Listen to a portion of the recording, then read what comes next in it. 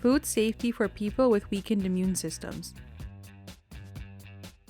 Cross-contamination. In this video, you will learn what cross-contamination is, how to limit cross-contamination. What is cross-contamination? Cross-contamination is the transfer of harmful germs to cooked and ready-to-eat foods. Ready-to-eat foods are foods that do not require cooking before eating.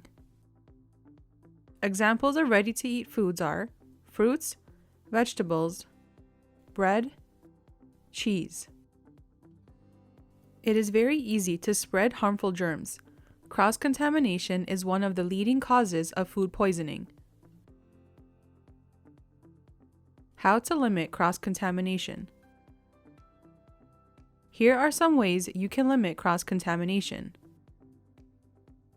Tip 1. Always wash your hands before touching any food.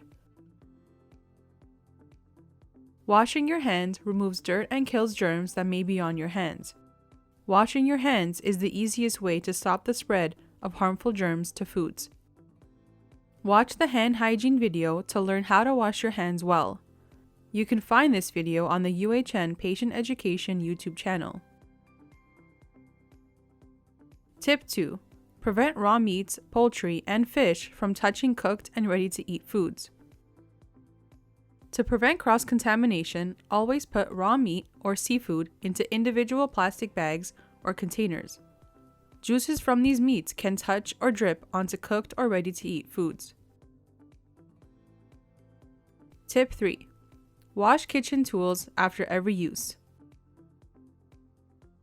Harmful germs from raw meat, poultry, and fish are transferred to cooked and ready-to-eat food when kitchen tools are not cleaned after every use. Here are 3 examples of how to stop the spread of germs from raw meat, poultry, and fish to cooked and ready-to-eat foods. Use a clean knife to cut raw meats, and another clean knife to cut vegetables. Example 2. Use a clean tongue for cooking raw meats, and another clean tongue for when the raw meat has been cooked. Example 3. Use a clean fork when scrambling eggs, and another clean fork when eating the cooked eggs. Tip 4. Clean surfaces after each use.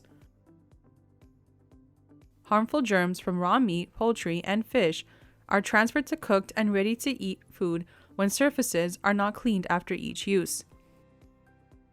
Here are 3 examples of how to stop the spread of germs by making sure kitchen surfaces are clean. Example 1.